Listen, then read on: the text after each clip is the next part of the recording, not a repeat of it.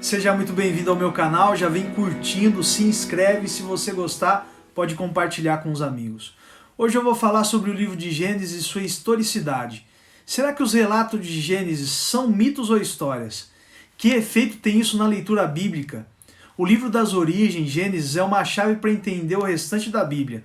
Ele é a fonte dos principais ensinamentos e doutrinas. Ele linka, conecta toda a Escritura. E, infelizmente, ele tem sido duramente atacado. Para uns é considerado um relato de fantasia, uma lenda, histórias fictícias com um fundo de verdade. E ataques e mais ataques têm sido feitos ao livro de Gênesis por críticos de sua historicidade. Ateus, cientistas e até teólogos se ajuntam para fazerem argumentações para descredibilizar o texto bíblico e o seu teor histórico. Lembrando que esses ataques à historicidade de Gênesis não começaram antes do 18º século, com teorias que se dizem científicas da natureza, que abordam o texto bíblico como puramente humano e subordinado à razão humana. Antes disso, parece haver consenso sobre seu objetivo histórico e seu conteúdo condizente com uma narrativa literal. Dessa forma, as pessoas buscam interpretar a Bíblia ao seu modo, da forma que pensam e não da forma que é revelado. Por exemplo, alguns acreditam que em Gênesis capítulo 1, os dias seriam uma maneira simbólica para descrever eras, milênios ou até milhões de anos. Porém, a palavra dia, yom no hebraico, é claramente dividida em duas partes, tarde e manhã, parte escura e parte clara, se referindo a um dia de 24 horas. Ainda mais por ser a palavra dia acompanhada do termo primeiro, segundo, terceiro, primeiro dia, segundo dia, terceiro dia. Isso é típico de uma apresentação de dias de forma literal. Deturpando o sentido do texto para eras, não haveria sentido em criar, por exemplo, um dia para celebrar a criação dentre os 7 dias da semana. E nem sentido em ressaltar o 7º dia da criação, o Shabá ou o sábado, como memorial da criação de Gênesis até o Apocalipse. Por outro lado, pessoas céticas a respeito do relato o consideram como sendo um mito ou histórias que não são literais. Vale a pena destacar que o autor de Gênesis pretendeu fornecer uma narrativa histórica do passado remoto, e não simplesmente uma declaração teológica ou uma descrição de uma saga, um mito ou poema. A unidade narrativa de Gênesis do capítulo 1 até o capítulo 11 não dá margem para uma interpretação não histórica, porque avança pelo relato de Êxodo, contando uma história contínua desde a criação, passando por Abraão, José, a ida para o Egito, até o Êxodo.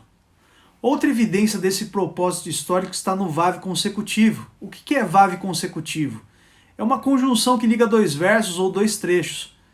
Por exemplo, estava correndo à tarde e à noite fui para casa. Ou hoje estive pregando e ensinando e amanhã irei aconselhar pessoas. Esse é uma conjunção que não dá espaço para uma mudança de sentido histórico para um sentido figurado. Uma terceira evidência que Gênesis é composto de relatos históricos é a palavra Toledot, que traduzida significa gerações. Isso revela uma clara intenção de apresentar descendências, sucessores, sequências de pessoas que viveram na história. E essa palavra só é encontrada em livros históricos da Bíblia. 13 vezes em Gênesis, 13 vezes em Números, 9 vezes em Crônicas, 3 vezes em Êxodo e 1 vez em Ruth. No Gênesis encontramos muitas doutrinas importantes como a divindade, Pai, Filho e Espírito Santo, que trabalham em harmonia para criar o mundo e o ser humano. Vemos o sábado em Gênesis capítulo 2, versículo 1 a 3, a origem do mal em Gênesis capítulo 3, o Messias e o plano da redenção em Gênesis capítulo 3, versículo 15, o poder da palavra de Deus, a natureza da humanidade, Gênesis capítulo 1, versículo 26 a 28, o caráter de Deus, o casamento entre homem e mulher, Gênesis capítulo 1, versículo 27 e 28, a mordomia cristã, a prometida esperança da nova criação, o conceito de aliança entre Deus e o homem.